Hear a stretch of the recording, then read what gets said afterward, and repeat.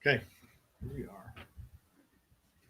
Doctor's up there swinging his arms, swinging away, swinging for the fences. Oh, oh, oh. Okay. I don't know if this sends it out early. Let's see. Yes, it do. All right. Doctor's up there swinging his arms. Okay. Dun, dun, dun, dun, dun, dun. Dun, dun, dun, dun, dun, dun, A little intro music. I should just record an intro of me doing intros. All your various intros. I like to hum a little ditty about Jack and Diane. Yeah. Various intros. Yes. Well, hello, everybody. Today, The show has exciting. the show. We still got 5 minutes before it starts, so I'm just kind of running through all the rigmarole. It's close. Should I try speaking again? Rigmarole. Is that right? Rigmarole. We're not rigmarole. Man, I mean, it is a made-up word. You can say it any way you'd like. say it again for me. Honestly. But anyhow. Hi, Misty. Hi, Amy. Hi, guys. Amy was on there last night. I saw that. So we've got to talk to Kent. We've got to have Kent come in. What are we having Kent come in? How do you put the caption on? Caption. What caption are we talking about? Mega Ramo. That's a good Mega one. Ramo. That's even worse. That's hard to say. Yeah, don't say that one too Great. fast. Now it's stuck. Yes. But anyways, yeah, so today we're talking about Neuro Linguistic Programming. Yeah. And there's going to be some ghost talk and some mediumship talk. Oh, she's at a workout, but she wants to listen. What workout are you doing, Amy? We should be doing a workout. Have you seen those treadmills that you walk on while you work? We should get a couple of treadmills in here. Do you mean a just treadmill? Yeah, but they've got a desk at the top. So a treadmill with a desk? Yeah. You just walk on them while you work. Oh, no, I can dig it. I can dig it for sure. But yeah. So, yeah, but she should be hopping on here in just a second. And yeah, as soon as she gets here, we'll bring her on. Yes. But anyway, so yeah, today we're talking. I'm excited about this. This is kind of reprogram your brain. Yeah, kind of the ultimate in self-help. So, maybe we'll walk away from today with a couple of tips and tricks. A new lease on life. Yeah. That'd be cool. I know I need to learn how to work on a couple things. Little strange news. Oh, what you got? Human-like robots create creepy self-portraits. So it's powered by AI algorithms, and they are actual robots that have, some artificial intelligence, and they create self-images. They paint self-images. The robots are painting themselves? Yes. Now, it challenges the idea that art is exclusively human. Because creativity is considered a human trait. But these life-size android artists mimic that creativity, and they sculpt. And I mean, they do all the things, like they can make gestures, they blink, they talk, but they're also able to sculpt and make decisions on fashion, things that they want to wear, things they enjoy wearing. This is like robots do this? Yes. Yeah. Like robots are thinking now, they're artistic now? Yeah. So turns out, dear robot overlords, when you gain sentience, remember some of us humans thought highly of you. Yes. And and hope that, We love you. Please don't annihilate our human race. you know, or So what happens in the future if you can train them to, I mean, obviously you can train them to be like Picasso. So does their art and their creativity become more valuable than, say, humans? robot stuff gets scary. Yeah. Hi, Meredith joined. Hi, Meredith. Hello, how are you? Good. We're great. Good. We were just covering some strange news. Yeah. Some fun stuff. I love it. Yeah. I love strange. Yes. Yeah. Strange is right up your alley. There's another one I was going to cover, and maybe I'll hold it off for next time because we've got Meredith here, and I think we should carry on and chat with her. Yeah. Welcome to the show, Meredith. Yes. Well, thanks for having me, you guys. You bet. Well, thanks for coming on. Yeah. This is fun. Now, you have quite a few hats. I've got your pages opened up, and the main thing I really want to talk about today is the Neuro Linguistic Programming, which sounds like it doesn't sound Sounds very scientific. It sounds it doesn't sound paranormal at all. It sounds like you're just kind of doing things to maybe reset you to a level where you can pick up a better trade or unlearn a trade or something else. Yes. At the very basic level, yes. There are all levels of NLP, and where I studied NLP does go into the very esoteric levels too, to kind of that the world is that the universe is holographic, that there is no separation and so forth. And those are the higher levels of where I studied. NLP at the very basis is really catapults you into understanding how you're creating your experience, not that you are a recipient of your experience. Oh. And it's so crucial. That's like the nugget of everything of NLP, because if you are at the whim of the rest of the world, then you have no power. You have no choice, right? Mm-hmm. And on one hand, though, it's kind of nice because you go, I don't have to think too hard. I don't have to, do things and really work my brain. But on the other hand, you don't really have choice and you can't really steer your ship. So NLP gets to the root causes of how you're creating your experience, and that your current experience is basically 95% based off of old belief systems and solutions that you installed when you were little. And now is just a replay. You just have different characters and a different backdrop. Does that make sense? Oh, it does. I like both ways because I like kind of just rolling with the punches, but then when the punches become, like this hamster wheel, I like the idea that perhaps I'm creating some of these punches and I could stop doing that. You can stop it now. And it takes a while to go, well, I actually have power. I could actually kind of do what I want. And it's hard when you've had the whole experience your whole life of being at the whim of the universe to a complete degree. Of course, there's the ebb and flow of things, right? There's the inner work and the outer mirroring and so forth. And sometimes, the outer world will knock you around a little bit, but it's how we respond to it is the ultimate. It's the final frontier, honestly, but let me give you an example. If someone has grown up with maybe a alcoholic family, where they've been told by many people that they're not good enough, or children have, they spill some milk, and rather than a parent guiding them through it, they cast judgment on the child to a degree where then the child goes, wow, I guess they're right. And so then I'll believe that about myself.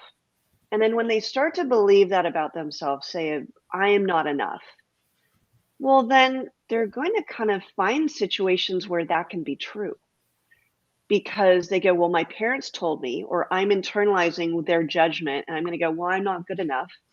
So now I'm going to go, well, that worked because now my parents aren't mad at me. We're operating always on a reward system. Does that make sense? We're never going to believe something or do something that isn't going to serve us in some way. So then you go throughout your life going, well, I'm not good enough. And you don't consciously think this. You have this poster in front of your bed that you go, I'm not good enough. But somehow that belief will work its way into your experiences where then you will just find the right people to just reinforce what you believe about yourself. But here's the thing is when you go through NLP and you finally uncover this structure and this whole belief system and all these things that you've been telling yourself that may not be true at all, but you created that to survive when you're growing up, you go, well, if I can now shift my experience and shift my belief systems, and this is where it does get technological, if you will. You're getting into the neural pathways of your brain. And you go, all right, well, I used to believe this and for very good reason. And now the NLP practitioner is kind of helping me understand what, wow, it worked then, but maybe there's a better way. Maybe I can shift my beliefs. Maybe I can feel better about myself. And then when you make those internal shifts, your neural pathways are now linking up to the better reward, linking up to your new future, linking up to all these great things that you never thought were possible for you. And then you go, wow, then the old tracks start to fade away because you don't need them anymore. You finally realize they're not serving me. I know what they are. I know what they were. We're done with all of that. And then your brain will start to shift the tracks such that that's the new mode of your experience. Now, here's what's really cool, if this is not cool enough, is then once you start to believe differently of, wow, I'm okay. I might mess up once in a while, but I'm awesome. I'm okay. I pay my taxes. I have a lovely family. I have a job that I kind of like, you know what? I didn't see that before, but now I'm noticing that I'm okay, right? So things start to shift. New relationships start to connect. And then the universe will start to show you because you've changed your filters, you've changed your awareness. Now you're seeing the world completely differently. You'll see people and connect with them that you wouldn't have chosen to do so before. So is it kind of I definitely don't think taking responsibility for your circumstance is the right phrase, but maybe recognizing that your common response is responses that you learned in your youth that may not be serving you positively, that maybe it's figuring out how to adjust better responses or more apt responses? Kind of. The response is an action. The response is maybe the feeling and then your subsequent action, right? Mm-hmm. But first, we have thoughts and beliefs before anything happens. Okay? Mm-hmm. Imagine if you believe you're successful, then you will do things that are successful. You will look to, even if you don't know what success actually is in maybe in a particular job, but you're going to try and find out what that is. You're opening yourself to the opportunity of, I do feel successful, and so I'm going to somehow make success happen for myself, whatever that is for you. Mm-hmm. Conversely, if you feel or believe that you are not successful or not enough, then you're going to find things to reinforce that belief system. Okay? So it's the thoughts and the beliefs start first. And so if your world is not happening like you would like, or you're triggered a lot, or you have post-traumatic stress, you just have so much going on, then we have to look at, okay, well, how are you believing that? You know, PTSD and phobias and those things are, was not negatively, but a hyper exaggerated response from one experience. Or, you know, I know like during war you'd be there for a year or 2 years, or maybe there's one huge event where it was just overwhelming to the system, right? Mm-hmm. And so then to survive that, what we do is when we are in a situation that we don't know what to do, we're overwhelmed, we don't have the tools, we look at what we know. And then when we don't know, we duck and cover. We get into our critter brain, our reptilian brain, which is at the base of our spine, and you go fight or flight, right? And you have an overarching response so you can survive the next moment. And if it does work, then you're going to keep employing this. Is just how the brain is. It's not a conscious deal. But then you're going to go, wow, that worked. I'm going to use that again. So if I'm phobic of chickens and me running away and freaking out got me to safety, then I'm going to run and freak out the next time I see a chicken, because that's going to keep me safe. Okay.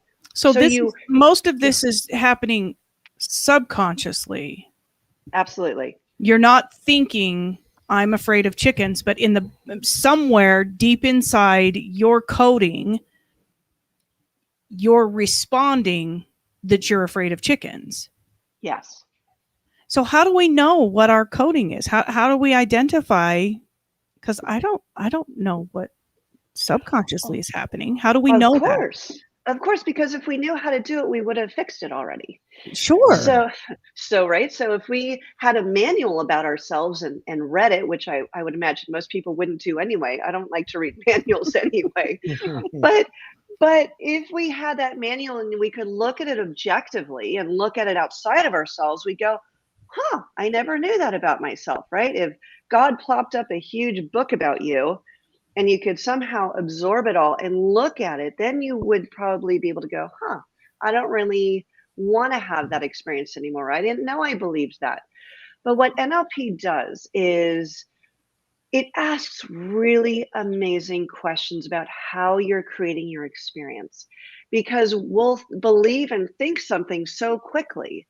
Like, say we want to get some food. We don't necessarily go have a dialogue and go, I am hungry and I am going to go to the kitchen and I'm going to pull out a plate and so forth and so on. You just do it, right? It's an automatic action because we've done it so long, right?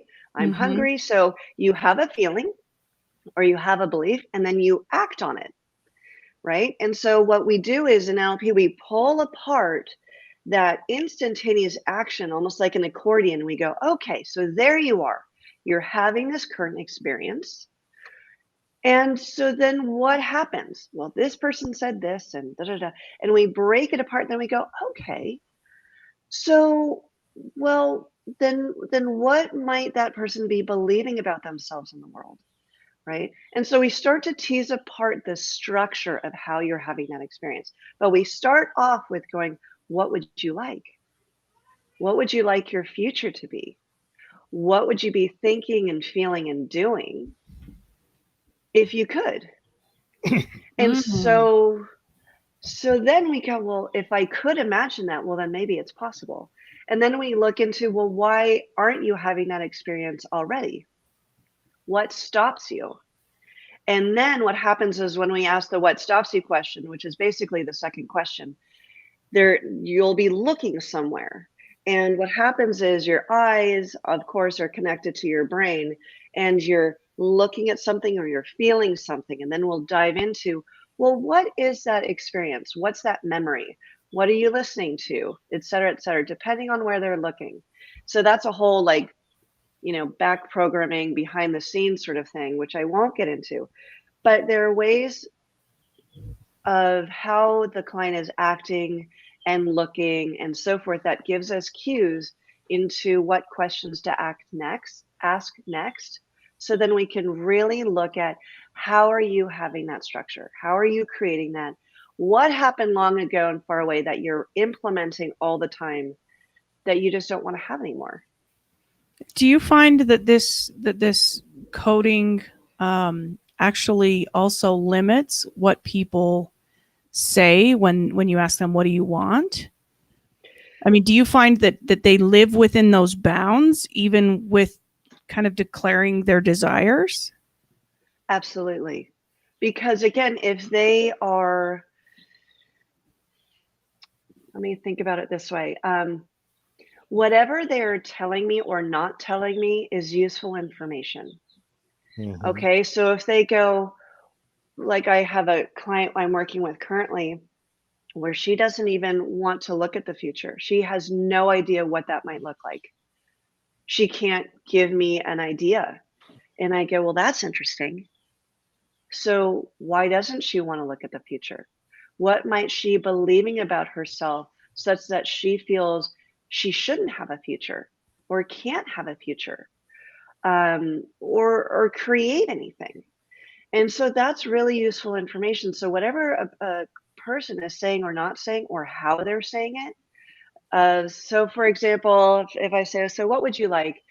Oh, I'd like to have a huge house and a huge car, and they're talking really, strong, and I'm feeling a lot of energy from their chakra of the third chakra, right, which is personal power and strength. And I go, well, that's interesting. Okay. And I go, well, are they maybe compensating for something? Like, why is it so important for that person who really wants it that way? Rather than going, yeah, I'd really like to have a cool car, and that'd be neat, sort of thing. It's a very different voice that they're using. So I go, why is that so passionate? Right. So it's how they're saying it, what they're saying, and so forth. And we go into all sorts of places. And then sometimes we go into, well, what was their childhood like? What did they not get? What did their parents say to them such that they are currently, having that experience? Mm. Well, okay. I want to step back and say, how did you get into studying NLP, deciding you wanted to practice it, all that other stuff?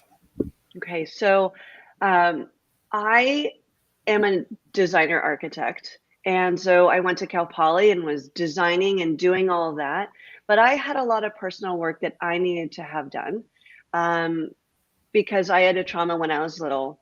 And it really put a wrench in my whole life, for many, many reasons. And I was trying to search for the solutions for it. And finally, when I was about 28 or so, NLP jumped in my lap because a friend of mine was apparently an NLP practitioner and I had no idea. And so I'm talking to him about my problems, and we were doing some project together, and we're chatting, and he's asking me these questions that were so different. And after about 15 minutes, I looked at him and I go, "What are you doing?" What's And happening? he's like, what? And I go, and we were like really close friends for years. And I go, no, no, no, you don't understand. What are you doing? Because I felt different. I was looking in places that were different. Mhm. And it was looking internally rather than, well, how would you like to feel about your parents? And, what's going on for you, and staying stuck in the story. These questions were looking at the structure, completely different. And so anyway, so then after 15 minutes, I'm looking at him. I go, "What are you doing?" He goes, "Well, it's NLP." And I go, "I have gone farther in 15 minutes than I have in a year of therapy." Hmm. And I go, "What is this?" Because this is like this magic bullet. And the thing is, there was safety, there was honoring, there was security, and it was a beautiful structure to get me to look at myself without being afraid to. Hmm. And I've actually never said that, but it is very true. I know there's a lot of connection that a therapist can have with their client, but this is very different. There's so much going on behind the scenes that a client might not be aware of. But you're able to look at your past in a new way, and you go, wow, I had no idea I thought that when I was 3. I had no idea I had those feelings when I was 3. I had no idea I was noticing those things in my parents', argument or whatever else. So that's where I got into NLP, was searching for myself. And then it just snowballed from there. And I ended up learning family soul constellations, and concurrently learning. Okay, hold Oh on. no. Hold on. Okay, You I can't won't just go breeze too over, forward. breeze over some Okay. new No, subject. you will help me stay on track. Uh, Yes. uh, well, you're on track. I'm pulling you off. Get ready.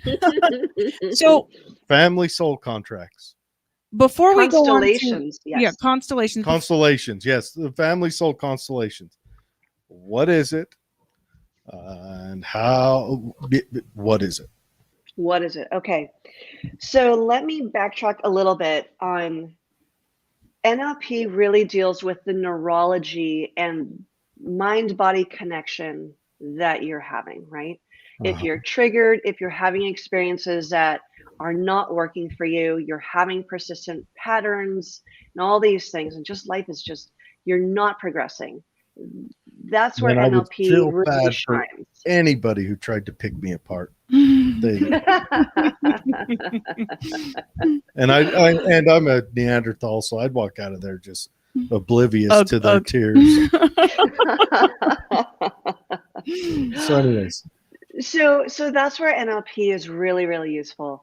And now family soul constellations is just so awesome.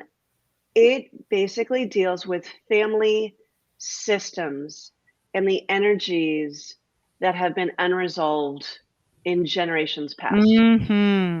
Because you pass that on unknowingly by the world you create that your offspring live in. Yes. And even if it's from a grandparent who passed away before you were born, all that subconscious energy is just kind of traveling around like radio waves, if you will, that anyone can pick up.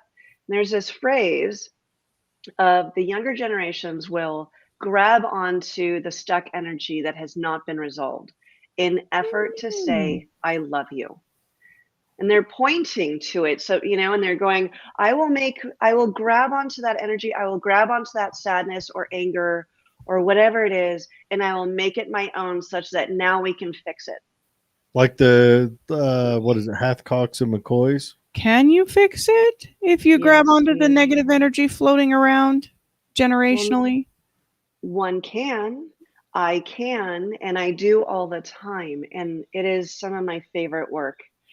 Because it is because you would think that you would just have powerful. to learn to let it go, but you don't necessarily have to just let it go. You can actually repair it. Right. Well, the thing is, if you don't even know you're grabbing onto it and you don't know family history, then how can you just let it go?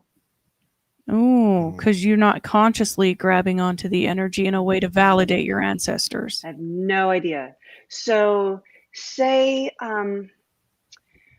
there's been, say a client has, let's say schizophrenia or bipolar disorder or alcoholism or chronic pains in their body that make no sense, that no doctor can fix. Right? They've done all the blood tests. They've done all the necessary things. They know your genetics. They know your family physical history and so forth and so on. And they just go, I have no idea, right? You're not deficient in any minerals. Everything, right? We've done all the scans. We've done all this. We have no idea why you have this chronic pain in your hip, let's say. And so then what happens is in family soul constellations is you can learn very quickly where that pain is coming from. Okay. So the physical ailments that we might have or the emotional ailments we might have might be family energies that it's not doctor, Western medicine related. That's not the only answer. How do you fix, like let's say someone has a reoccurring family medical issue. How do you fix that? How do you go in and how do you dive into How do I unmess up my future children's children? Yes. Well, How and do I yourself stop it too. I mean, I now? don't know why you'd want to hold on to it. Like, why would you want to hold the football for yourself if you didn't necessarily have to? So here's let me give you a little bit of the structure of how a family soul constellation works.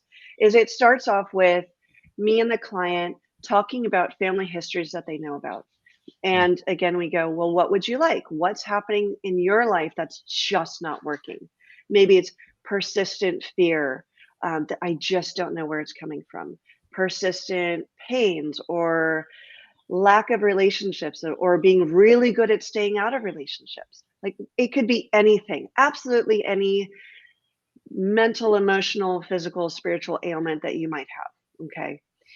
And we go, okay, so this is your current experience that you would like to change. What would you like? And we kind of flush that out. And then we go, what's your family history? And then we go, okay, maybe there's alcoholism. Was there, loss of family fortune? Was there emigration? Was there a war? Was there miscarriages? Was there a huge family feud? Like any big energy, like where could we look at it? And so we kind of, so then based on what our experiences have been on how these family soul constellations operate, um, because it's like its own structure. It's almost like discovering physics. It's not like you created physics. It's like it's just already there. You're just figuring out how it works.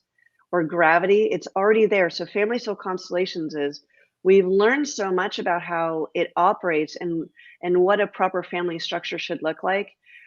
It just happens, and you'll learn more as I talk about this. But anyway, so we're over time we learn what the patterns are and where they need to go. So we look at the history and then we go, and then we as facilitators are pretty empathic, pretty telepathic, and we know we can just figure out where we want to look. And so we go, all right, well, let's look at the parent or your dad's side, or let's look at your mom's side, because it seems there's a whole lot of stuff going on. And what we do is we set up a room, like I can do it in my office because it's big enough. And I put on postcards or like little, like 3x5 cards of roles of people like mother, father, grandparents, sisters, etc. And then maybe there's a card of root cause. Okay. And then what we do is we write all the necessary cards that will get us started to kind of figure out, we're navigating on where that stuck energy is. Okay.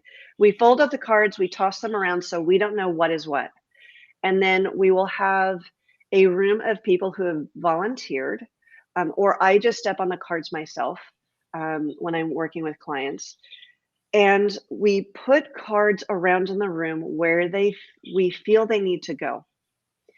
And again, it's more without intuitive seeing them? work. You just kind of randomly Yep, it's a double just lay blind. them out. Yeah. Okay. Yeah, so you don't have your conscious mind happening. You don't put them where you feel they need to go. It's just, I have no idea what these cards are. And then I'm going to put them where they just are kind of leading me to go. Is there significant places in a room where cards go, like at the foot of a chair or on a chair? Or Yes. So, for example, if there are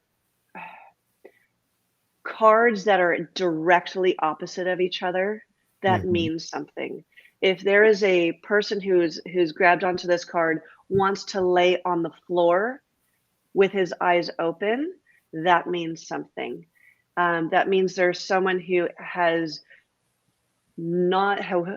physically died, but is not actually passed over. They're still kind of in this So realm, and they're not dead yet.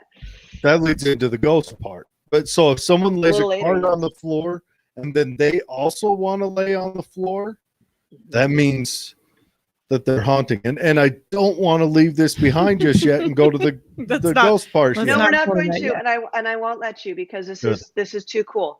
So what happens is, and then if there's a person who is laying on the floor with eyes closed, that means that that person who physically is dead is at peace. Okay. So So if these are all people that don't know the story.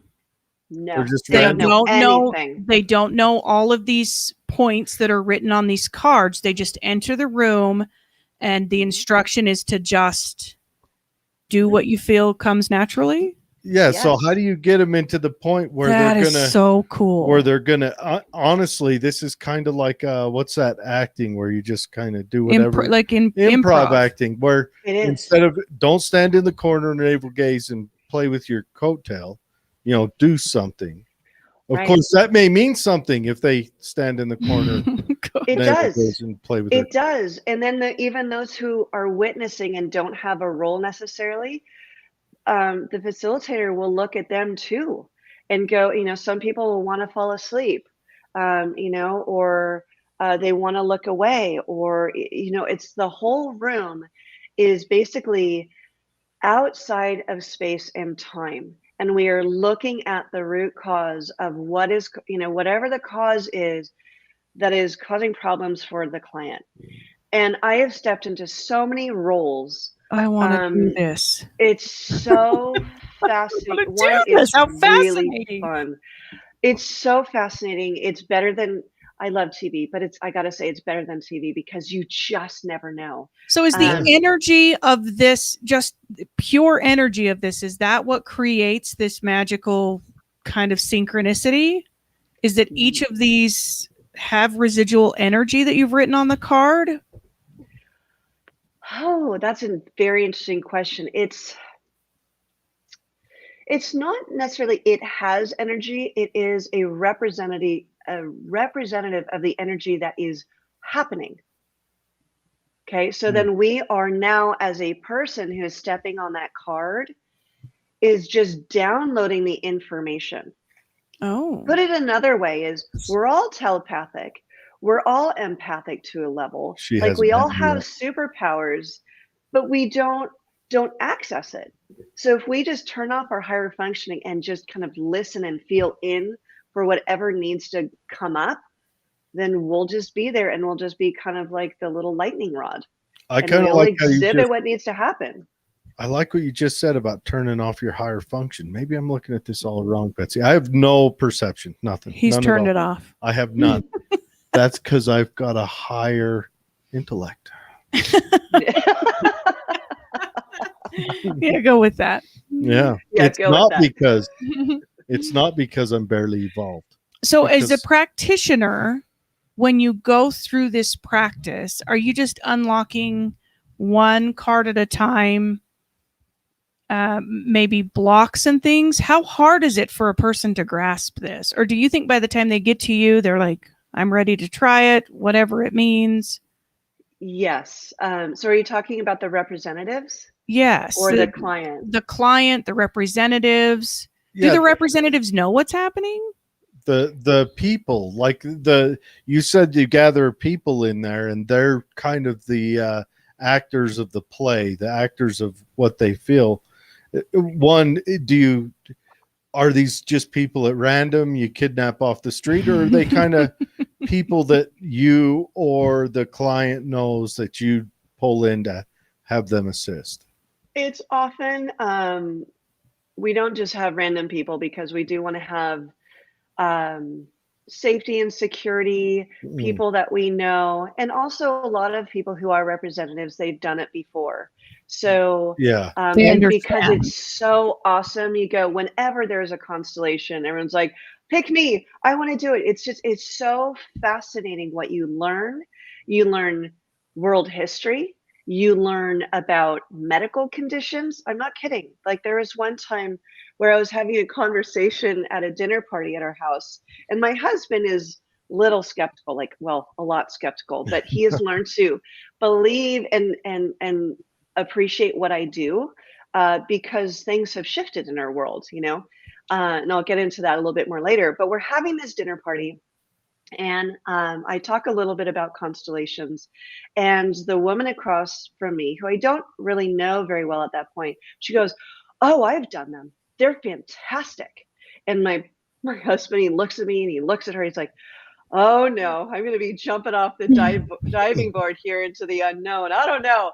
And but she says we did a family constellation for my family, and there was like the current situation was, I think it was like a physical pain or a certain fear, and they tracked it back to that there was a like 2 or 3 generations back there was someone who died of pneumonia, and no one knew about this in the current generations. But then once the constellation finished, and then they called the mother, the next day and said, do you know any history about the family and so forth and so on? They go, oh, yes, died of pneumonia and so forth and so on. They go, oh my gosh, it really was true.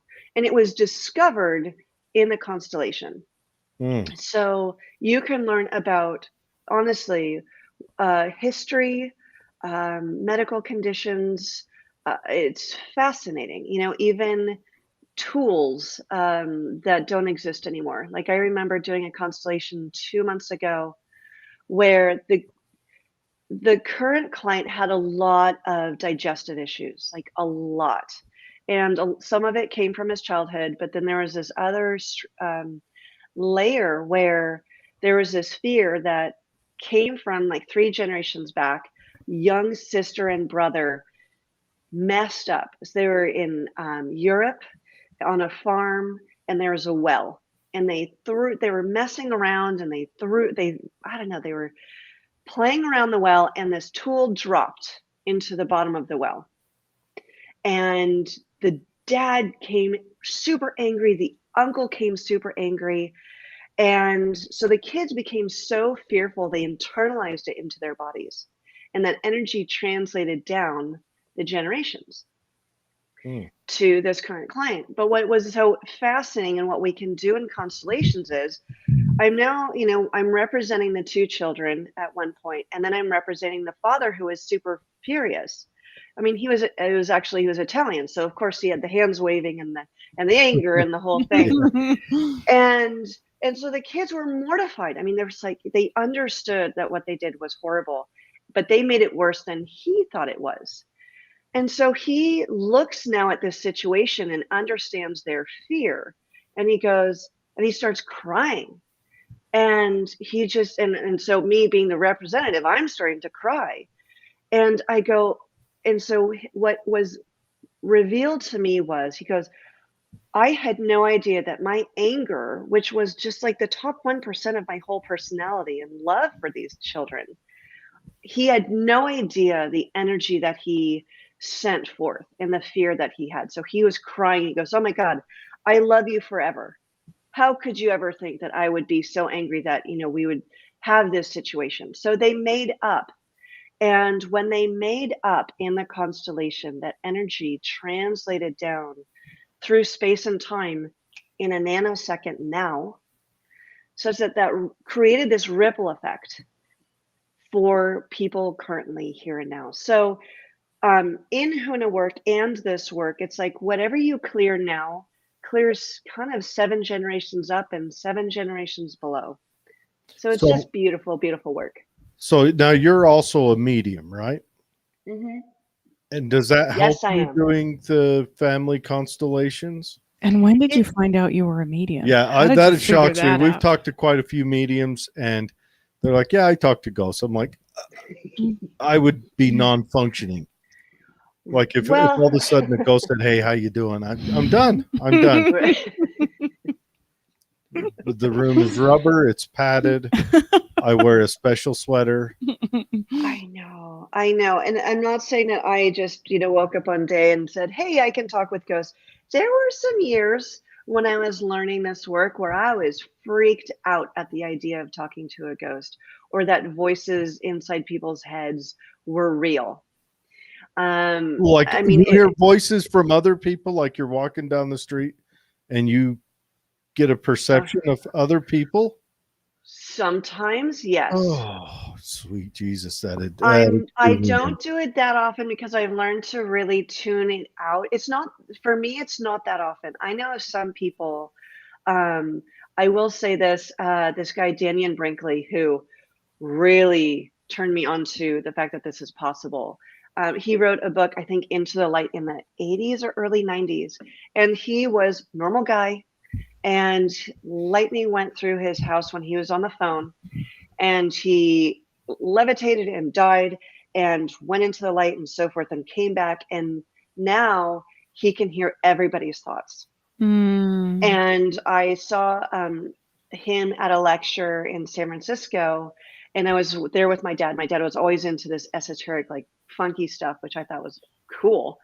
And so in the beginning of the lecture, we're sitting there and listening. It's like, welcome everyone. Thanks, thanks so much for coming. Da da da. I see lots of people in their 50s and 60s and 70s here. And in my head, I'm like, hey, and 20s too. There are a few hundred people in this room. He looks dead at me and he goes, and 20s too. And I'm just like, oh my God, everyone can see my He thoughts. did And hear it was me. just like, oh, he could hear me. And I go, he can hear me. Think nice stuff. Think nice stuff. Think nice stuff. I know. But then you go into hyperdrive and like, what do I want to keep secret? Right. So he has to manage himself. I am not at that level, but if I do tune in, yes, I can get feelings. I'm more into kinesthetic and feelings and thoughts. Sometimes I hear things, but not very often. What does kinesthetic mean?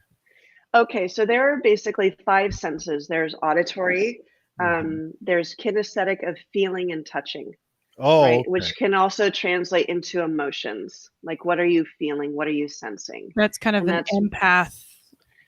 Yeah, that's more of where I come from. And sometimes I get pictures, like full on scenes of what the history is of a ghost, what happened when they died, et cetera, et cetera. So I can keep get into mentioning that. the ghost thing. So before we leave soul constellations, when you're talking about generational pain, a thing that I've really been interested in is slavery and the generational residual kind of energy that I feel it may have carried forward. So you say 7 generations. Do you find traumatic living situations like, those that have been enslaved to be something that these current generations are grabbing onto unconsciously? Oh, I've been so hoping for this question for the last month. I've been thinking about this. So thank you for asking this question, honestly, because given the light of what's happening the past 2 years, and I've so wanted to have this platform. So yes is the short answer. Now, sorry, I'm stumbling over my words. I'm so excited. Imagine an experience, if you can step into the experience of someone who's been enslaved, not just America, but anyone. The lack of power, the control, the absolute fear, witnessing and experiencing horrendous things on the worst scale of it. And then imagine all that energy, like if they do have children, that what do they pass on? And imagine genetics. I'm going to explain it this way. Imagine genetics is not just physical attributes of what we get: skin color, hair color, eye color, how many teeth, the shape of the teeth, etc. But I personally believe that the genetics is also, we're passing on these energies in order to get the younger generations to survive as well. Okay. Mm-hmm. Right. Sure. So if you have that, if that's a theory or something that does happen, which I honestly believe does, is that if you have someone who is enslaved and has children, what do you energetically want to teach them? Do you want to teach them to fight all the time? Or are you going to maybe teach them, perhaps, don't do too much because you might want to be under the radar? Now, this is subconscious stuff. I'm not saying that this is what they, on the conscious level, would ever want to teach their child, but depending. But a parent has so much love for their child that They want their child to survive. What energies are translated such that they've experienced and gets into the genetic and emotional and spiritual layers that that younger child will experience, and then go over time through the generations. What if someone grabs onto this, I shouldn't be that powerful, I shouldn't be equal, I can't, because it grabbing onto the love of the older generations of, if I am free and I am powerful, does that make my enslaved ancestor less than? Mm. Mm-hmm. There might be a guilt layer of, if I am too powerful or too okay, does that forget the past? Does that forgive the past? Sure. If Those release might be the oppression, questions. if I release the oppression that Right. I know they experienced, am I invalidating that experience? Right. Mm. It's a I've question I often have. thought about that. Like, there has to be something more to this many removed generations from slavery still hanging on to, and in a lot of ways creating worlds that support and validate that oppression. Right. So what you survive, you recreate. That's an NLP thing. That's in family soul constellations.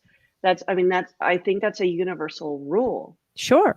of how sentient beings operate, because you want to survive. So if you're going to survive something and it worked and you got rewarded for it in some way, right, of not dying, or even better, you get a cookie, or you get whatever it is, a raise and so forth. So whatever you're surviving and you survive it, then your brain just subconsciously very quickly goes, great, let's file it away and let's use it the next time.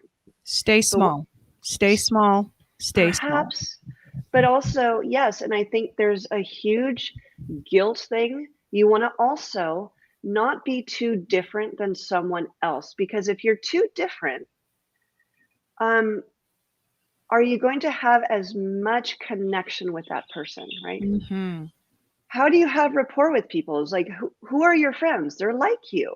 Maybe they have some differences and some, great things that you really appreciate and admire. But overall, you want to be able to talk about stuff. You want to have similar cultures and similar ideas. Because if it's too different, then you go, it can be challenging on so many levels.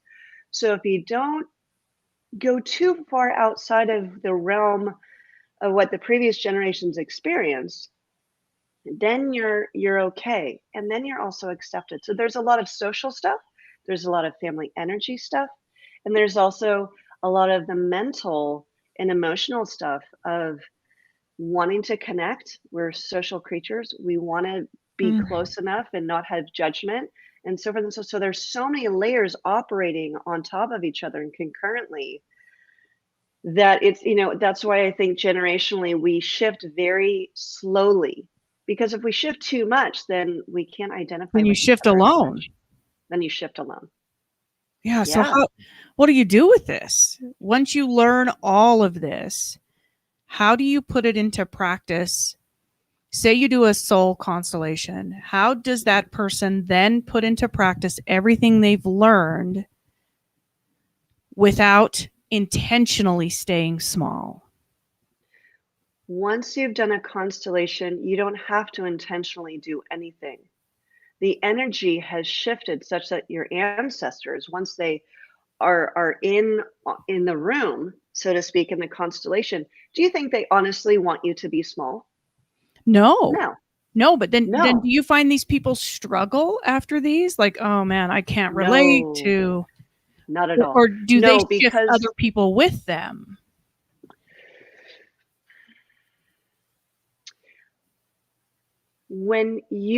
before the constellation, you're experiencing a conflict of some sort, right?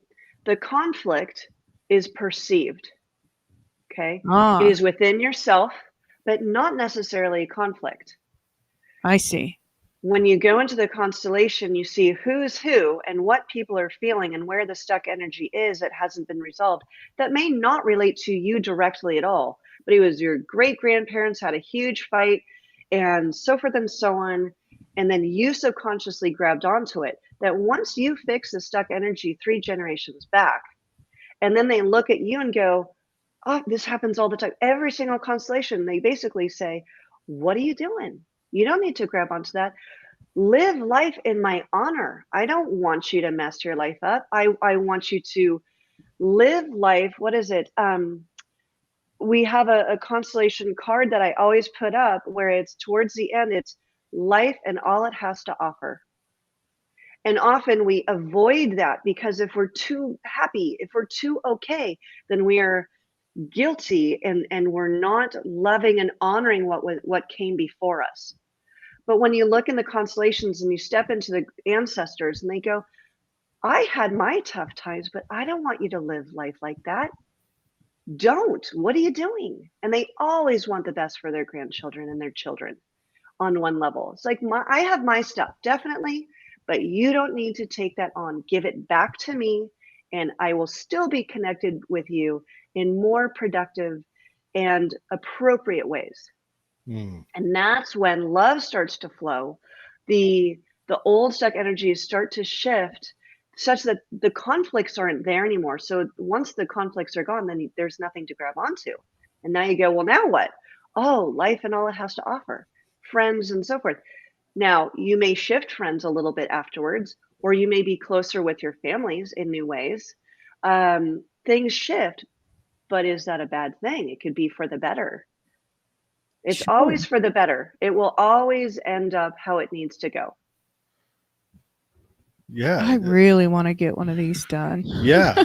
Yeah. Where do you? I'm here for you. Where do you do them at? Where are you located? I am currently located in San Rafael, but what is so cool is we can do it on Zoom. Oh, and so we can get a bunch of people on Zoom. So I could get a white van, pull up next to people, put a hood over their head, pull them in, bring them over to somewhere. You're gonna love this. This is gonna work out good. Then That's right. You're gonna like it. I'm gonna tie them to chairs for their safety, and then I'm gonna sit them down, take the hoods off. Then we'll explain to them what we're doing, and then see if they can't follow along. Oh, okay. Now our programming. You spoke about things in childhood. Now, do traumatic adult events also create new programming? Or are we basically kind of running on the code from a child and then it's just a response to an adult traumatic event?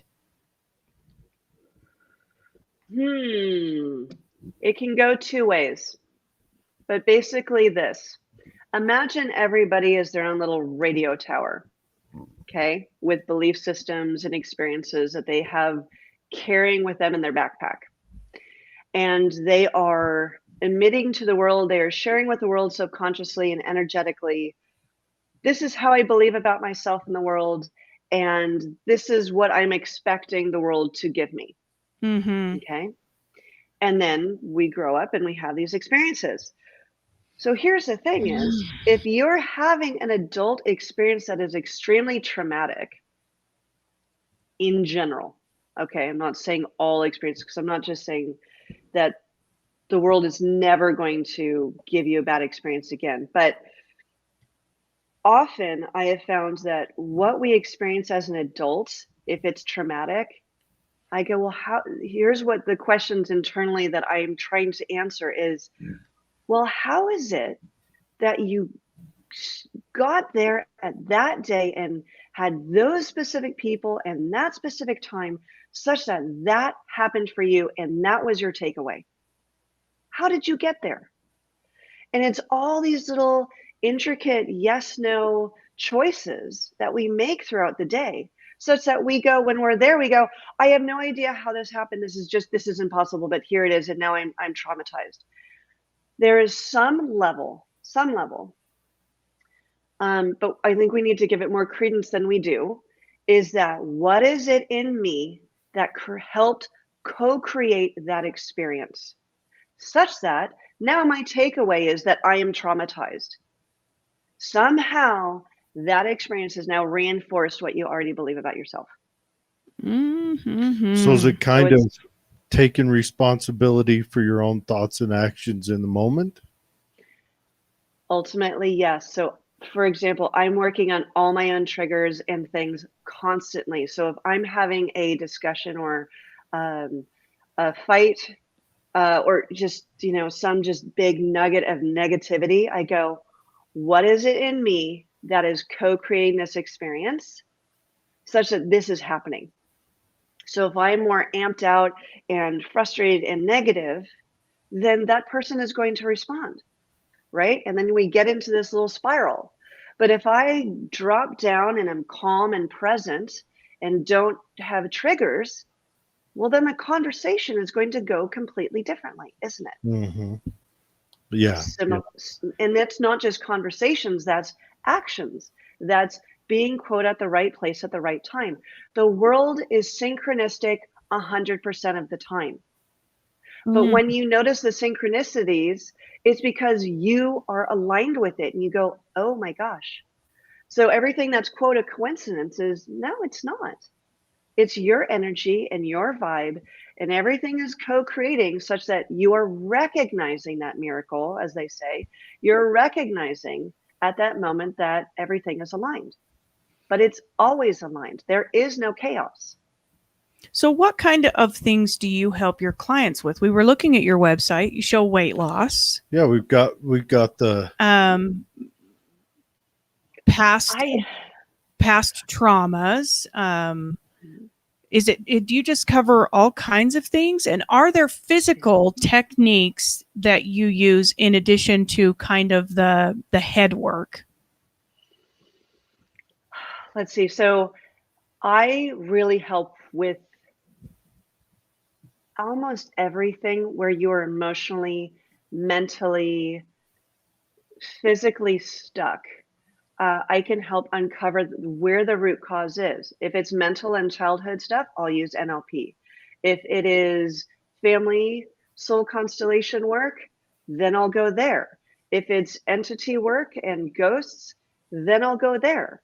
But what I have going right now is I have now a 4 sessions that I am working with people on because one session is not enough to cover all this stuff. If No. you right? So I want at the No very way. base, let's do a clearing. So the first hour, it's a clearing and a discovery. Let's figure out what's going on and what's happening. What's your family history? Where do you want to go? And then we go, and then I kind of map it out on, all right, let's do NLP here. And then sometimes we jump in, the last half is constellations. But I go into all 3 all the time because it's really complete. I don't want to have clients forever. I want you to feel better now. I want you to feel awesome. I want you to feel great and jump out of the bed and feel more empowered and fully present and go do your business. Go do your life in the best way possible. Because when you can do that, then everyone else is better for it, right? We don't need a world of divisiveness. Right. I'm tired of it. Last July, I was like, I've hidden under the rock. Everyone's been kind of hiding under the rock. What am I doing? So I've really shifted a lot. I'm going, okay, let's walk the walk and talk the talk. And I really need to share this information with people because it is powerful. Let's get out of story. Let's get to the root causes and let's help everyone move on. I don't do medical. If you have a sore toe, then go to medicine. But a lot of things that you think might be medical are not. And it's just so constantly surprising. So I use all 3 of them. And so I help people with wherever they're stuck. And they're going, I've tried everything and I just can't figure it out. And we always get into amazing answers. I have got to get set on a schedule. Let me ask because you. I have checked into NLP trying to understand. I have always created, I know this, barriers for myself. I don't want to, but I do. And I align myself with people that support those very barriers. And so I've looked into NLP, and I've never really understood it as NLP, but kind of like, why we do the things we do. I think it's like you said, the final frontier. I think that's awesome. This is my first time hearing about it. I'm wondering on this this soul constellation work, where you gather a group of people, is this only like a concentration to help one of those people, or can it be a group of people, say in a therapy group, where everybody can gain a little bit of assistance out of that? Everyone gains, yeah. Can you have a party? Every time it is a party, basically. So here's what's super cool is anyone who is in that room or on Zoom and representing a role. Well, it's amazing how the role will kind of find you, and somehow you'll get something out of being in that role. You'll heal some part of yourself, right? It's like a tuning fork. If you have a specific tuning fork of, I don't know, 532 hertz, and the card is also at 532 hertz, then you'll go, somehow that card will end up in your pocket. And it's just how it is. I don't know how exactly it works. So then when you are in that role, that you get healing. People who witness and are just spectators will get a healing as well. It just has a ripple effect to everyone involved. So absolutely, it's not just the client who gets it. It's the facilitator as well. It's all those in the roles and spectators. So it is a party. Absolutely. I think we should try to host one of those sometime. And we do have some comments requesting this, and we'll direct people to your website. Yeah, we'll make sure to close that loop at the end of the show. Let's talk about ghosts. Let's talk about ghosts. You have a ghost-free property. Now, you're located in what city did you say again? I'm in San Rafael, California, which is just north of San Francisco. Okay, so you're just north of San Francisco. So, ghost-free property. Now, is this a part of your mediumship? Do you go ghost cleansing, clearing? I do. Okay. And I can do it remotely. So I can, again, do it on Zoom, or I can just sit in my house here and clear it remotely, because ultimately there is no such place as far away. So again, that's that holographic universe thing I was talking about. But yes, I do clear properties. I clear people all the time. I clear every client I work with, because any entities that's attached or even non-attached that's negatively influencing you, if you shift too much, that entity might not like it. And so the entity will kick out that new learning and go, no, that's not working for me. So when you say entity, what are we talking about? Define it. We are talking about non-passed over people that some people would call ghosts. Maybe they are beings that have never occupied a body. Maybe they are negative energies that are there just to mess with you and not be nice and just wreak havoc. But most often people have entities that kind of connected at some point to help you. And they aren't there to be mean or harsh or anything. They just resonated with your sadness or whatever you were feeling. And they go, oh my gosh, well, I felt that and I've had experience with that. I want to help you. And so then they go, and there's this energetic match, and they go, and then they kind of suck together and they kind of become one. The thing is, the entities, whatever their baggage is, they bring along with you. So if they've had addictions or physical ailments or past life traumas or whatever else, they bring that along such that is your experience now. So it kind of bleeds over into your life. Can you tell over Zoom if someone has entities with them or on them? How do you find them? How do I find? That's again where the medium and intuitive work comes. Is there any pictures and stuff? Is there any entities? Well, I didn't want to say this, Jared. What? No, I'm kidding. I'm not. I'm not. I'm gonna need an exorcism like now. You know what? Everyone needs a little spring cleaning. And I spring clean all the time. I've gotten so well versed in my body that when I feel something is off, or that I feel heavier or more tired, and it has nothing to do with how much I've slept or how little caffeine I've had and so forth, and I'll just go, hey, wait a minute, what is that? And I will know that it's separate from me. So I've had years of experience of knowing this stuff. But what people might be experiencing is triggers that they've never had before, addictions, feelings. Maybe they have even voices inside their head that they just know is not them. So They is go, there an entity on me? you want me to check? Yeah, how do I'll you check? check. All right. So what I do is I like use. your background there. It looks like propellers on airplanes almost. Oh, pictures. yes. I always have to do opposite. Very Yes, lovely. thank you. It's fun. So what I do is I use a pendulum for the Okay. sake of this. I often do it internally, but I just use, it's just a weighted object. Yeah, I have Okay. is it Pendulum. pendulum or pendulum?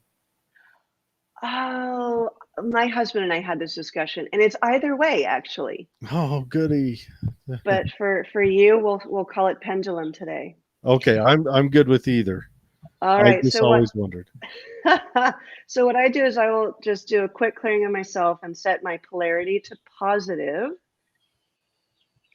These are all these little details that I teach my clients as well. Okay, so Jared, let's see if there are any entities attached or not attached that are negatively The influencing you. pendulum's How going to many swing are up there? with the camera. 1, 2, get 2. There's two entities. What? Yeah, doesn't mean they're So scary. what age of priest do You've you been think told this before. what age of priest is best for an exorcism? Do you want the old priest? Do you want a young, vigorous priest? Well, you could get a kahuna like me that would do all that work. Yeah, a Yes. kahuna. How do I toss these? How do I expel the demons? They're not necessarily demons. They could even just be thought forms. I mean, there's such a range of what they are, but they're not all scary. They're not all mean. Most of them are not. Trust me. I mean, so I really want to dispel the myth that they're all evil and horrible. So, They're but just sometimes attachments of sorts. they are. Sometimes they'll see you at an airport, or they'll see you walking down the street and they'll feel what you're feeling. They're telepathic. Everyone's telepathic. And they'll go, oh, you're having that feeling. Oh, I felt that too. Let me help you. Like, I like So that tune this guy hums in his head. So what about me? Yeah.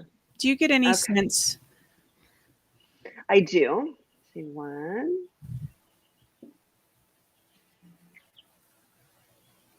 A few more. It's still going. I'm telling you. Okay, 0 to 10. Yes. 1, 2, 3, 4, 5.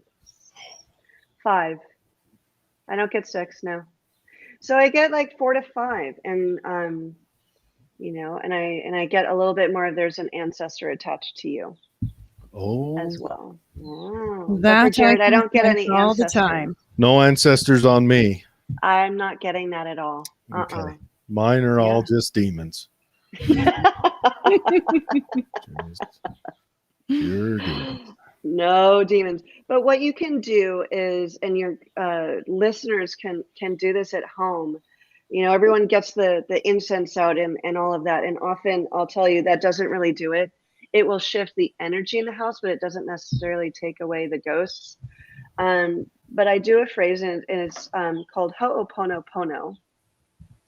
And it is, Divine Father, Mother, Son as one. I wish to do Ho'oponopono between myself and whoever it is, and any entities that are attached, non-attached, that are negatively influencing me across space and time through all layers and dimensions.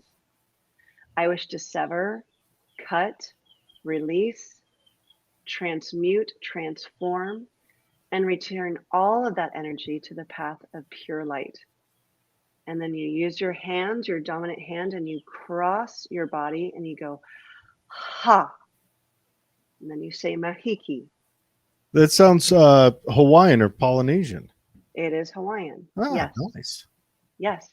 So that we've that got this severs recorded. negative energy, because I think Mhm. sometimes ancestral energy is positive energy, correct? Or do we not want any attachments? One soul, one body.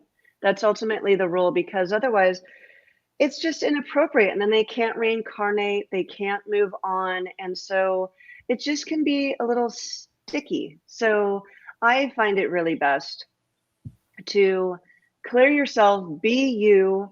It's Fly easier to solo. run. It's like, it's like how many layers of or baggage, sorry, how many bags do you want to put on top of your car while you're driving down the road? You want to be lighter and get under the bridges, right? Mm-hmm. So I think it's just, Mm. let's have our own beautiful, amazing energy. Let's clear it. Let's listen to me, myself, and I, and my highest self. Let's be awesome, and let's go there. And if they want to visit, absolutely, come on over, visit me in my dreams, or say hi to me once in a while, or give me some advice, please. So But visit. so it's Visiting likely is appropriate. it's likely my attachments. I had a really traumatic experience. It's likely my attachments energetically meshed well with what I was going through, and they probably don't serve me. Yeah, what happens to the spirits once you've ho'oponopono them? So close. I love how you right? said that. I've never done ho'oponopono them. That's great. It's like karate chop. What I do is when I clear someone, I look at who the entities are, where they came from, what information that they want to share. And so we have this meeting of the minds and sharing of information until they're ready to go, and until the client is ready for them to go. Sometimes it's really emotional. Like if there was an entity that attached in a past life and it was their spouse. So this person was not able to get married in this lifetime because this person was still married. Okay. Past life. Okay. My favorite subject. Yes. So you can bring possessions with you through concurrent lives. That's what I've learned. Yes. Boom. Right there. That's it. How, And I can see how that would be emotional to let that go, and how that'd be and how it a would swift just kick in the butt. a giant anchor to you living this life to your fullest. I wonder what my Right. demons are. I'm telling you, you got to get this work done. Oh man. I've got to So- get It should be required in high school. It'll be at least I think so too. My gosh, I would love that. It should be Oh a my required curriculum to go and just do this imagine work. you walk into that Absolutely. classroom, Enya's playing lightly. There's Enya. crystals Enya. everywhere and incense and How young and- of a person do you work with? Because I would really like to start my children on the path her of teenage daughter. Yeah, to like Well, the son, we know he's possessed by whatever a game video he's playing. gamer. Maybe Right. Nostradamus or Da Vinci inventing something, but she's got a teenage Yeah. daughter. Do you Yes. do work with younger kids, and do you find it effective? I do. And yes, I have worked with teenagers, and I have worked with clearing kids who are afraid of their closet. I've had two different clients where there's one girl, she was afraid of her room for 4 years, ever since they moved into the house, and she would go screaming and crying every night. Was there I don't want to something go in to the bed. room? Yeah, there was. It was the woman who died in the house who built the house. Oh, And the sweet husband Jesus. had died there too, but he had moved on. He was like, I'm good. Yeah. He was in the light. He was fine. So when you clear a teenage girl, do the ghosts say thank you? I mean, that's kind of a reverse exorcism. on my I opinion. will We're just, always get it to say a thank you. I'm Always. just I'm saying, never going to do it where I'm forcing them out. No, I well, mean, well, eventually, if the there ghost, are evil entities, yeah, I'll say, look, it's not a conversation yeah, we anymore. just I've said been nice. teenage girl, evil entities, teenage girl. I don't see the Yeah. difference there. I think the ghosts are like I'm being possessed. I'm this little ball of hate and anger and confusion. I'm possessed by it, and I can't get away. Go kahona hona me. It's ho'oponopono, which means to make it right. That's what it. Ho'oponopono. I've got to Yes. memorize that. I've Yes. got your process recorded, so it's going to become every day. Good. I'll Good. wake It's a up great and- way to start in the day. Ground and just find your center, set your intention, Okay, shield yourself a little bit, and you're It good. just got more complicated. Okay, how I do I know. learn? I mean, I know how to ground a house. Get a green Mhm. wire, hook it. It's got to go 4 foot in there. Right. So you have that grounding wire going into the soil, right? Okay, it's on the north side of my house. I can go stand by Good. it. Okay, good. So at the base of your spine, you can create you imagine a grounding cord going down into the earth. Uh-huh. And so what you do is you bring the energy up in through your feet, like this light yellow energy, Uh-huh. up your legs, and then down your grounding cord. So you're starting to run and connect with the earth. Okay. And then you practice it, and you just imagine your energy going into the soil like roots. And so now Uh-huh. you're rooting and you're grounding, and then you're just kind of basically getting out of your head so much and all of these thoughts and all these things that are like the leaves of the tree, and you just like breathe into your belly and you soften your belly and you just practice breathing and concentrating there. So basically you're just trying to be present, you're trying to be in the now, you're Kind of trying to doing just be here. a meditation. And then you Basically. ho'oponopono kona. So close. So close. You'll eventually get it. Yes. Write it We down. have high hopes for you. What is it? Kokahona? Ho'oponopono. Ho'oponopono. Okay. Yeah. Okay, so let's talk energy and objects. Oh. Yeah. Is good energy and bad energy, and can entities and things actually stick to objects? Yes. Like All Dybbuk the time. boxes. All the time. Yes. And then, go ahead. Can you tell if an object has good energy and bad energy? And again, are we still like, listen, our energy needs to come from within, we really don't want to be pulling it from these objects? Or do we surround ourselves with things that have good energy? Like you walk by an old 57 Chevy and you recognize that thing's going to go mad and run people down because it wants a certain owner. Sometimes he's incorrigible. Yeah. I don't. Yes. No, the thing is, you're being really facetious right now, but I will tell you, you're right on.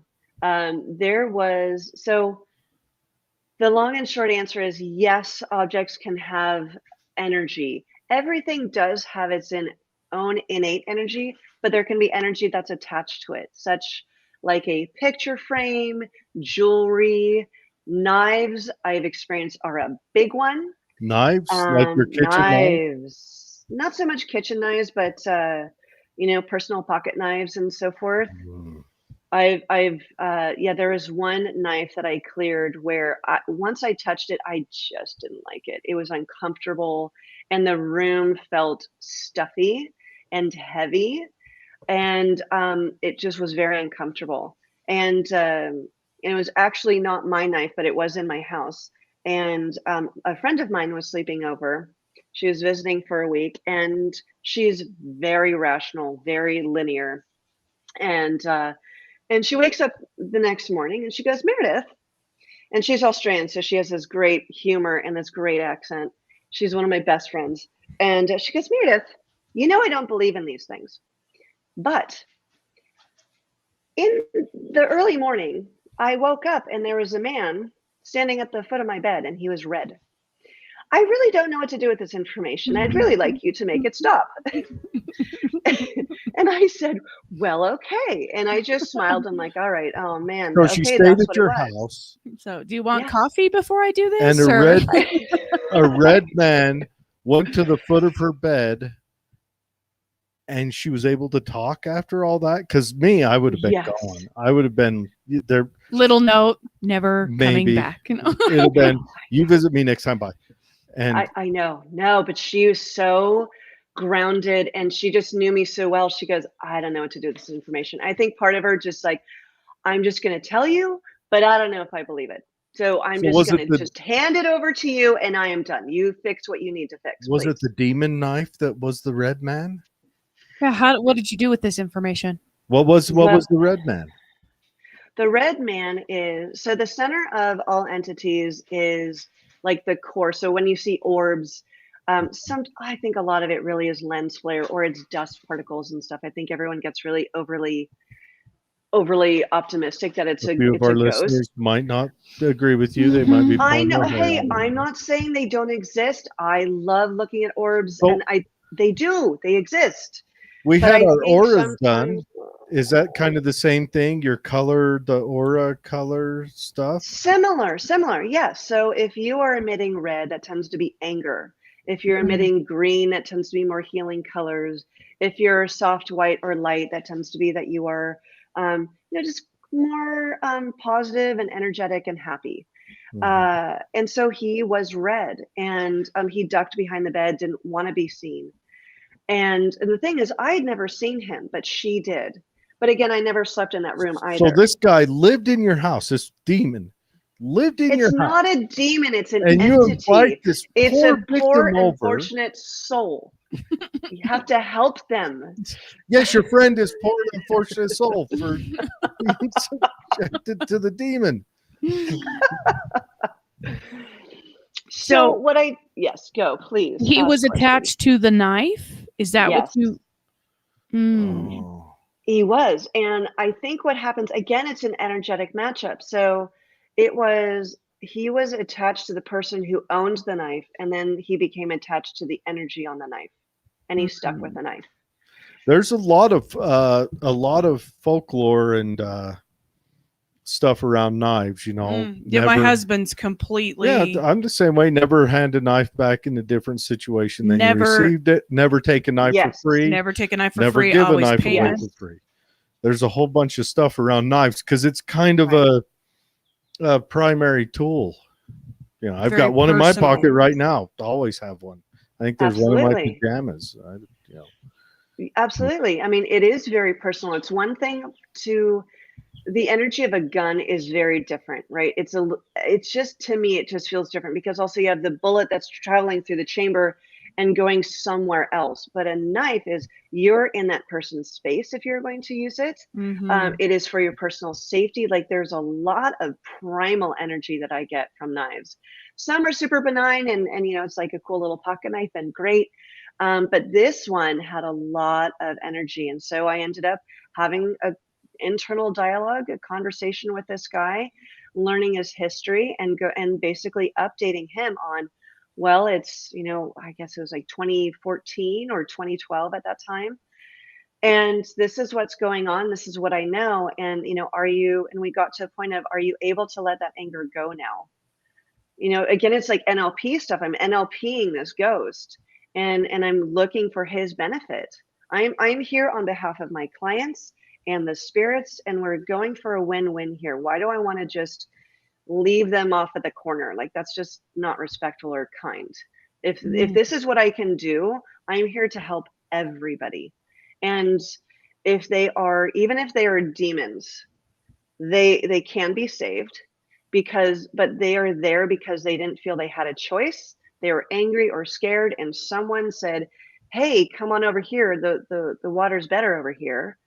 But I'm going to control you and make you fearful, and I'm going to get you to do what I want you to do. And so there are lots of layers of that. But then I will talk to the demons. I go, you don't have to be here. You don't have to do this. You are not required. No one can force you to do it. And then when they finally understand that, and they're like, you mean I can go? I can go to the other side and, go into the light and be a good person or be a good soul? Absolutely. And they go, oh my God, I never thought that was a possibility. So So, what about yeah. jewelry? Do you find jewelry has a lot of attachments? Because I that would be do. the women's version of the pocket knife. Yes. So rings, necklaces, not so much earrings. I haven't really felt so much off of, but definitely rings because you see them too, right? And there's a lot of energy coming through your hands a lot. Mhm. Earlobes, you don't really focus on sending energy through your earlobes. You know, Some of us unless don't. there's some Good. really cool martial art that I don't know about. Oh yeah, earlobe foo. Tie lobe. So before we get to the questions, how does a lot of the questions are, how do we sign up? How does this work? What does your dance card look like? What's Oh, the goodness. what's the kind of scheduling? How does this work to get, I some think- sessions with you? I think it'd be fun to set up a party where we invite friends over who want to have themselves exercised, and we line it up and see what it takes. That'd be fun. I think it would be fun, and I welcome it anytime. That'd be fantastic. So as far as my schedule, I often work in the mornings, Monday through Friday. And what we do is I have people go to my website and they sign up for a discovery call. And that's about half an hour, seeing if it's a fit, if what I can provide and help you with will work, if we have good rapport and so forth. And then we set up a session after that, if we go forward, to then have an hour-long session, of which I have learned that we'll do basically a clearing and kind of a more focusing of where we want to go after that. But the clearing always has to go first. And then we go into the other sessions about every 2 to 3 weeks, depending on what we do. And that gives time for integration, for just allowing your system to kind of do those subconscious shifts before we move forward. Because sometimes it's a lot of new information. Our conscious mind's like, whoa, like head blown. I don't know what to do with this. So I just need to sit with it. And then, and then we move forward. So we have a few sessions and then we'll see how it goes. We move from there. Awesome. Yeah. So you go to livingyourawesome.medium.com. Jump into you kind of get started, so it's kind of signing up, right? And so you go up to my main page and we sign up. And my earbuds are starting to die, so we have to shift here. Hate that. But so you go to my site and then you follow the easy prompts, and then we have a call and we just chat about what you need, where you want to go, what you feel is possible, where you're stuck, and we're off and running. Awesome. And then let the exorcisms begin. Absolutely. And it's okay to feel better. Sometimes people feel guilty feeling better. Mm-hmm. Yeah, I'm kind of nervous to try to say that word again. I picked up a new Ho'oponopono. No. Very close. You're so close. Ho'opono? Ho'oponopono. Ho'oponopono. See, I can learn. All right, let's see what you can learn. Questions before we finish this up. Yeah, so we'll run through some questions real quick. All right. Now, we chatted before about we were chatting about the artificial intelligence. The artificial intelligence and robots and how they're going to defeat us and beat us up. And Vince said bad ideas. Ryan says hi, guys. Dennis, listening from Alaska, says, how does negative mental energy equate to, say, hip pain? Oh. Well, imagine if it's like I want to look at, okay, is this a childhood thing or is it an ancestral thing? And if it's an ancestral thing, you go, well, maybe someone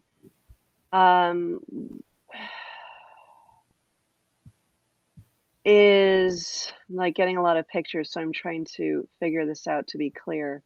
If someone, is it the left hip was my question. Kind of getting the left hip, but if it was someone fell a few generations back, then that pain that was never resolved and the energy and frustration about that it happened in the first place. Yeah, could you imagine? That would send a lot of energy down through the timeline because you hurt your hip or your lower back, one of those cradle areas. That would be kind of a daily reminder of the Life futility of life. Yes. And if you Uh-oh. I think your thingies died. Your talkers. So I'm going to carry on. So what she's saying right now, while we can't hear, is that the demons have really long teeth and sharp fingernails, and they are afraid of the teenage girls. Demons are afraid of teenage girls. I know the movies like to portray it that the teenage girls are their targets, but no, demons run from them. So you want to keep a clean house, get yourself a teenage girl to patrol out front. You just have them walking in. Don't let the teenage girl in your house, though. That's a worse possession. You don't want that in your house. Out front, patrolling around the house. Give them a makeup kit and a cell phone and TikTok, the tools of the teenage girl trade. Is your sound back? We've lost your sound there, Meredith.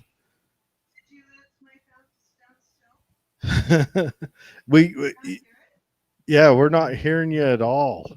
I think maybe your phone still thinks you're on Bluetooth for your earbuds.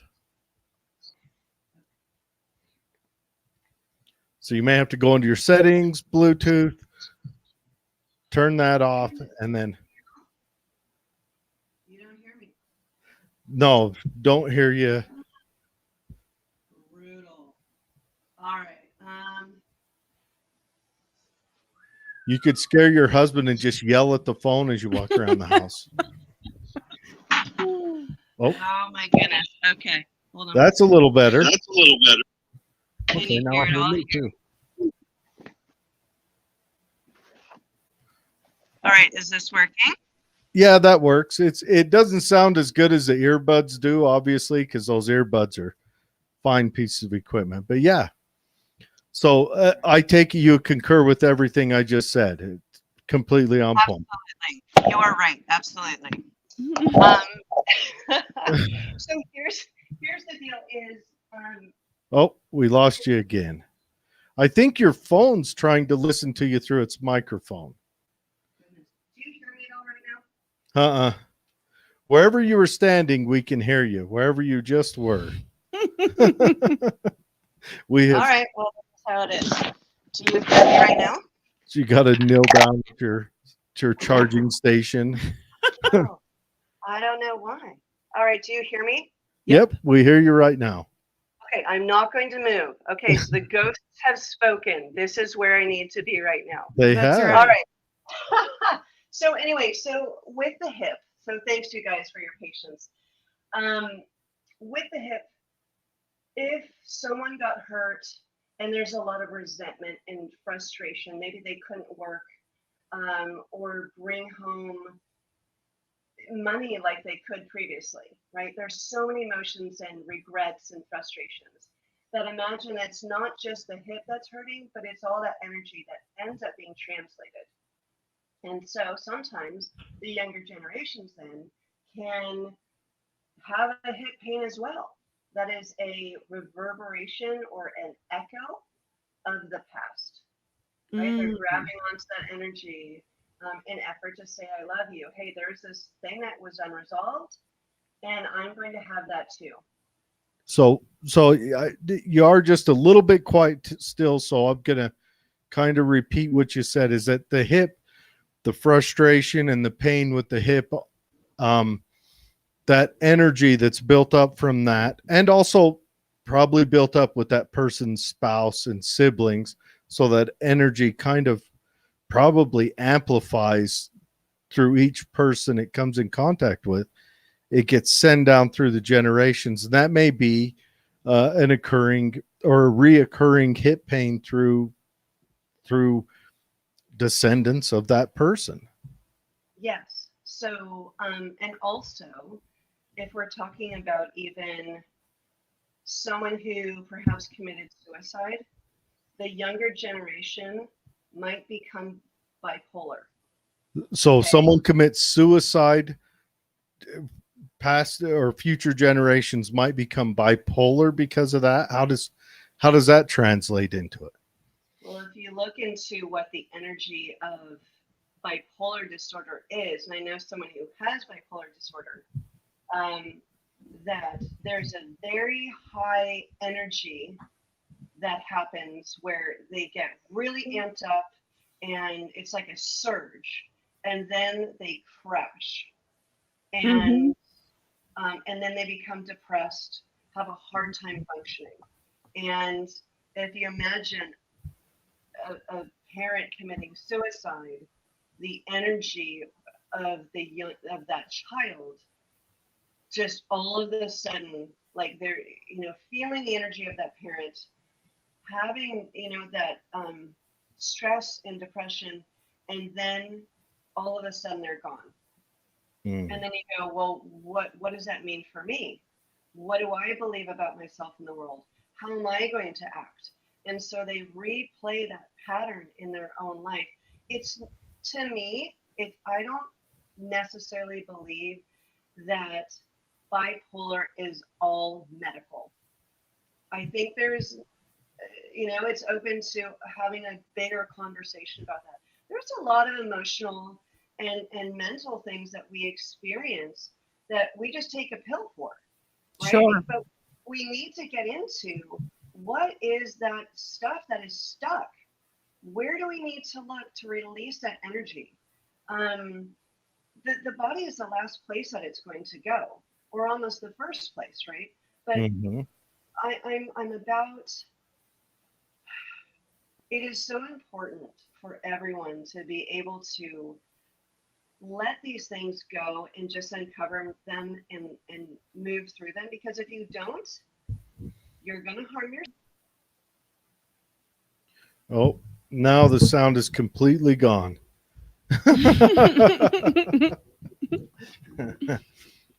We're going to have to do a reschedule. Follow-up show. And I think that would be a fun party. Go in there and step on cards and find out what we do. Like here's what interests me. Let's say they lay a card out and I'm supposed to, are we barefoot when we do this so we can feel it, or can you be wearing shoes? Or you can wear shoes. Okay, so I'm going to step on a card and then I'm going to do whatever that feeling comes to me. What am I going to end up doing? Am I going to moonwalk through the worm? Often you'll feel, do you have sound? We have sound. Oh, okay, great. So sometimes you'll feel like you want to twist, or you want to get down on the floor, or you want to look at someone and give them the evil eye. Maybe it's you want to jump up and down. Maybe you just want to, fidget and pull at your shirt. It's often not major movements. It's not like you're going to go run across the room and you want to hack someone. No, it's more of like an internal working, but it's playing out also in your body. It can be so many different things. But you don't need to take your shoes off or anything like that. What an awesome job to be able to interpret those. Yeah. Was it difficult to learn kind of how do I interpret this, or did you just go on feeling? Yeah, was there a big learning curve? Like you had to try things out and kind of test your way through it? Or did your mediumship just kind of intrinsically help you? Whereas, the non-perceptive would have to I'd have copious notes and... Well, it's a combination of both. So I ended up taking classes for this because, as I said earlier, there were patterns that were discovered. So again, like if someone's on the floor with their eyes open, it means something. If there's someone, having a certain action, and then we just ask questions. What are you looking at? What are you noticing? What are you feeling? Very non-leading questions. That's super important. And then once we start to see what the patterns that are existing, then we'll look around the room and go, all right, Well, what if you did this? What if you got closer to the person who you really don't like? Oh no. And sometimes we challenge a little bit to see, well, what would make it worse and what would make it better? And is it appropriate? Right? If you have a sibling that you're, giving the evil eye to, well, all right, you guys clearly have a conflict. Now let's look to resolve that conflict, because turning away and looking away at the window is not an appropriate relationship. That's not really going to get anybody anywhere. So we kind of uncover what those patterns are, what makes it better, what makes it worse. And then we go, all right, well, what would be appropriate to say or do to fix this? And sometimes we go simple, I'm sorry. Or I don't want to say I'm sorry, because sometimes I'll go, I don't want to say anything. I don't want to look at that person. And you go, okay, well, let's just try it out. Let's just a small part of you. Let's just say, all right, I'm sorry. And then once the person actually does, as the representative kind of forces that energy to go, we got to say I'm sorry, dude. We got to say I'm sorry. And then he does. And then even that little movement, that little acknowledgement, however small, the room will shift in energy. And then people will often start moving, the representatives will start moving around the room. That's cool. Into a new pattern. I'm excited to see something like that happen. I haven't witnessed a possession yet. I haven't witnessed a demon possession yet. Mm-hmm. I've witnessed lots of teenager possessions, but I do have a question, or we have some more comments. What about lupus and autoimmune diseases? Why does the immune system go into hyper soldier mode? That, I would say, well, if we're looking at the energetics of it,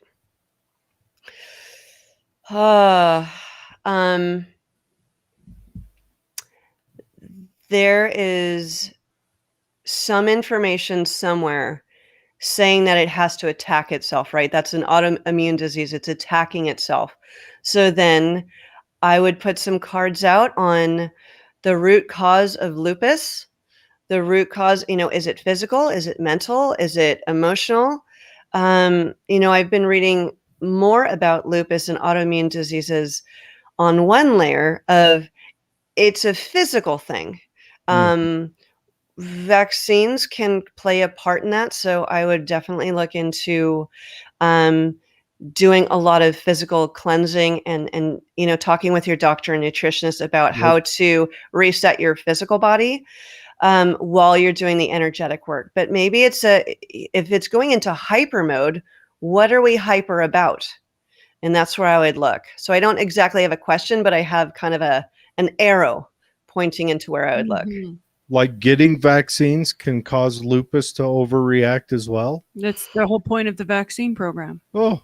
It elicits an immune response. It does. It's a good idea. Let's throw some more of that out there. And it elicits an immune response that's unnatural, because it's not an immune response to, in a lot of cases, the virus itself. It's an immune response to the additives or the antigens that are in with the virus. Correct. So, yes, it's by and large how they're designed to work. Oh. Yes. So if you have a lot of energetic issues happening, which we all do, but if we're talking about constellation work and entity work and stuff, well, those are still playing on your system, right? So I've actually never thought of that before, but you have this hyper response physically, but what if your body is already overloaded with all these things that you're not even aware of that are non-physical? It would be, I think, behoove you to clear those things out, such that your own shiny, beautiful, awesome soul person, in this body having that experience. So clear those things out and see where that takes you. Maybe your body wouldn't need to have the physical autoimmune response. I don't know. Oh, that's a big one. Another question: how do I make an appointment? I will answer that one. Go to the show notes, click on there'll be a link directly to our website. That'll be show notes on whether you're listening to podcast on Facebook, on YouTube, any of that. It will be in the show notes, and follow the directions on there. Sign up and have a look at that. Another question: what in your experience seems to be a common reason that your clients have autoimmune diseases? Have you noticed a common theme in clients with these types of NLP? So is there, have you, Are there correlations? yeah, have you encountered people with autoimmune diseases, and is there any commonality between those? I have not worked with anyone with autoimmune diseases specifically. I have worked with someone who was septic, had pneumonia, was on her last legs in the hospital, and we did a constellation for that and cleared the old energies that were keeping those viruses, like the programming, in place. So let's get into this. A disease or a virus is basically code, right? Vaccines have code, DNA has code. It's a program. And if we look at it as a program rather than a virus where we're going to judge it of victim perpetrator, this virus is going to kill me sort of thing. If you imagine that the pneumonia, because it was so fascinating. I stepped into the role of pneumonia. It didn't care what it was or what it was doing.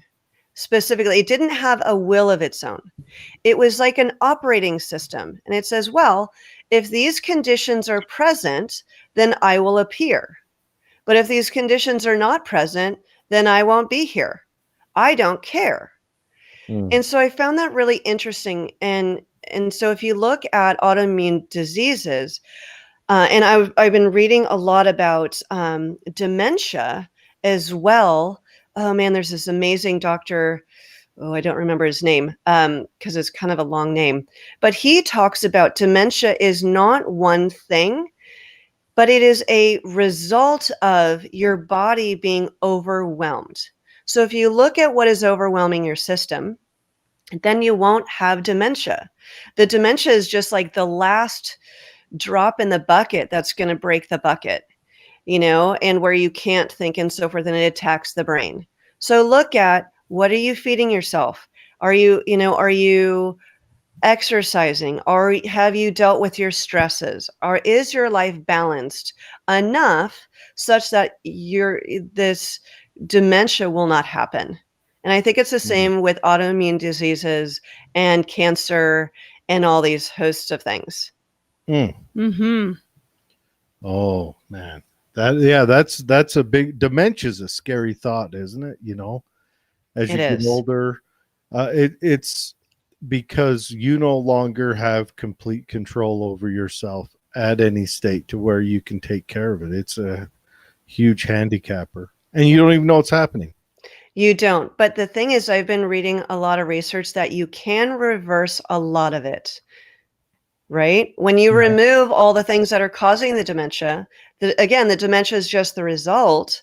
That if you improve your body, if you improve your digestive system, and and so forth and so on, then your body will not be overwhelmed, right? It's just dementia is just a state of overwhelm, basically. This is what this doctor was telling. It was amazing. You can kind of revert it back to, or at least probably lessen the effects, or make them so that it's not as common an occurrence in your day to day. Exactly. Yeah. I'm gonna have to dig into that, and then I'll get dementia. Forget I dug into that. Well, it's interesting that it went that direction, because if you've ever studied the blue zones, like there's a practice called Ikigai, and it's practiced on the island of Okinawa. Here I go again. Okay. They don't get dementia. They have no incidences of dementia or heart disease or these kind of later in life disease states, because they practice a release of negative energy. It's practiced every day. How do they? What's a Ikigai? Ikigai is. It sounds like sits at the corner of a bar. No, it's drinking Bud Light. It's the practice of doing what you love passionately for life. Ooh. Versus versus finding a job that pays your bills. They practice ikigai, which is finding your passion and doing it instead. And they're also a very tight-knit community, so they commonly spend time together releasing negative energy and lifting one another up. So it's interesting that dementia is not seen over there as well. And now, saying that doctor said that it's related to all this overwhelming stuff. So ikigai is not the guy who sits backward at the bar. No, he's not an ikigai. But it is finding It's a what you practice. love. Race car driver / fisherman. Yes, practicing ikigai. Yep, I'm going to become an ikigai. I think you should. I'm going to work hard. Well, I am going to devote myself to being an ikigai. They start teaching it in very, very young You in got to children make there. you got to make your It's a ikigais lifestyle. young. Yes. You cannot just step out the door and ikigai. You've got to work at it to become an ikigai. Oh. Being an ikigai is a lifestyle. It's a well-rounded. It's a whole. You've got to turn your world into being an ikigai. Yes. Absolutely. I would like to. I'm going to get on today and maybe schedule, and then we can,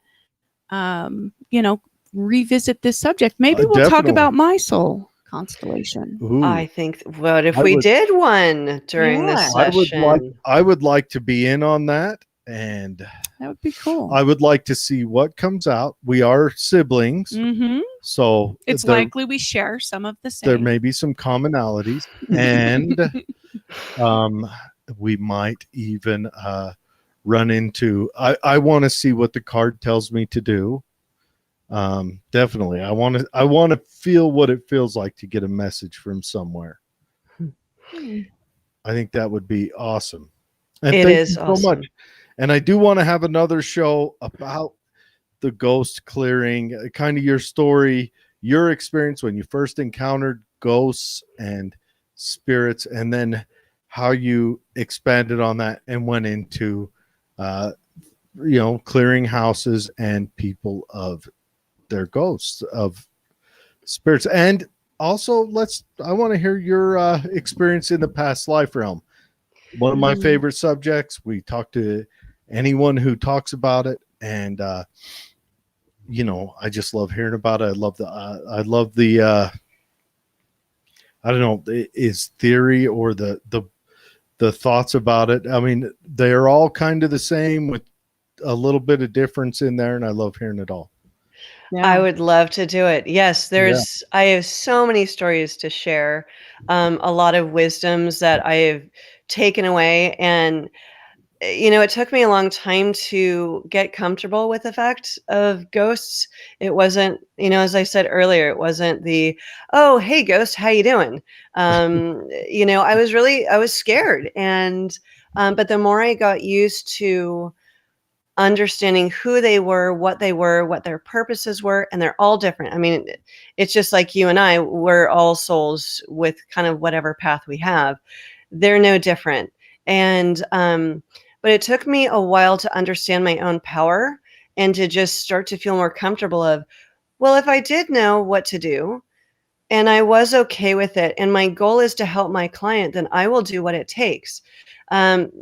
So given my experiences of having to go into the depths of my past and go through all that stuff, and that I think it really has helped me be able to be much more understanding and compassionate of all those I'm working with, because I've been there. I've had tapes playing in my head. I've had PTSD and that sort of thing. And so with ghosts, it's like, I'm not going to just kick him out, because as you've seen with a lot of investigators, the ghosts get mad. They go, well, this is my turf. So why do you want to do that? So I come in more as a mediator and go, okay, my goal is I need to help my client. The rule is one soul, one body. You know, and I know it, and you're trying to convince me otherwise, but you can't fool me. And once the gig is up, then they go, all right, okay. but most often they're ghosts or entities who are just there to help. And so it ends up being a very emotional, really cool connection. And then there's a point where they go, all right, well, I'm ready to go now. I'm clear. I can go into the light or go where I need to go. So the ghost might think it's helping, and it's maybe perpetually making things worse.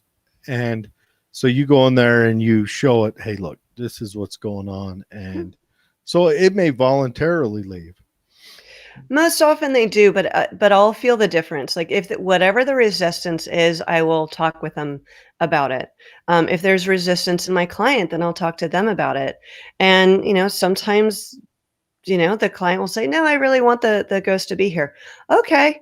Whenever you're ready to let that one go, just you can do it. Often you can kind of do it yourself, but often it's helpful with a guide here, because there's so many experiences where you don't know if that one's trying to be tricky or evasive. Mm-hmm. I know where the monkey hid the coconut. So it's like, but I will never leave the client. If I know it's a very benign ghost, maybe it was an ancestor or something. Okay, if you let that one go whenever you feel it's needed. If it's a negative entity, I will go, I really strongly encourage that this one goes. It's just not useful. It's not good for you. And what are you wanting to have this ghost here with you in the first place? Like, why would you want to keep this negative ghost around you? And sometimes it's ego driven of, oh, I've got a ghost and hey, isn't this cool?